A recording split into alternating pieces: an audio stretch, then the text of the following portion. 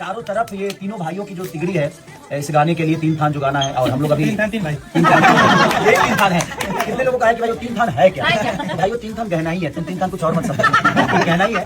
तो और इन तीनों की तिकड़ी भी है, और हमारे 3 आर्टिस्ट हैं जो कि हमारी रानी, जो कि हम सबकी फेवरेट है, और ये बहुत मेहनती है। और राजनी के घर पे, पहले वाले घर पे, अभी 2 घर और है, तो बात नहीं। तो सोचिए कि छोटी सी उम्र में इस लड़की ने, क्योंकि मैंने अपने जीवन कई बार आप लोगों से शेयर भी किया और रानी के बारे में, क्योंकि कि कभी ऐसा भी दिन था कि हम अगर 2000 की कार्यक्रम करते थे दुगुला में, तो रानी को 500 रुपए मिलते थे, और आज कम से कम कितने करोड़ की संपत्ति उन्होंने अपने मेहनत और वीडियो में आप देख सकते हैं कि किस तरह से खेसारी लाल यादव माहौल बनाकर रख दिए हैं। मतलब कि खेसारी लाल यादव अपने कारनामे से गाने ला ला के बड़े बड़े हिट कर करके जवाब देते हुए नजर आ रहे हैं। सबसे बड़ी बात है कि रानी एक्ट्रेस को लेकर बहुत सारे बातें खेसारी लाल यादव ने इसमें बताया है कि किस तरह से रानी कहाँ शूट कर रहे हैं और कैसे हमने हेल्प किया, और कितना कितना अभी क्या इन्होंने काम बहुत पहले भी मैंने बताया है कि रानी एक्ट्रेस को खेसारी लाल यादव ने बहुत हेल्प किया है। बहुत पुराने गाने खेसारी लाल यादव का 2011-12 का अगर आप देखेंगे वीडियो, तो उस समय भी खेसारी लाल यादव काम दिए थे, बल्कि उस समय रानी एक्ट्रेस बैकग्राउंड में डांस करती थी। जी हाँ, जितने भी गाने होते थे एल्बम,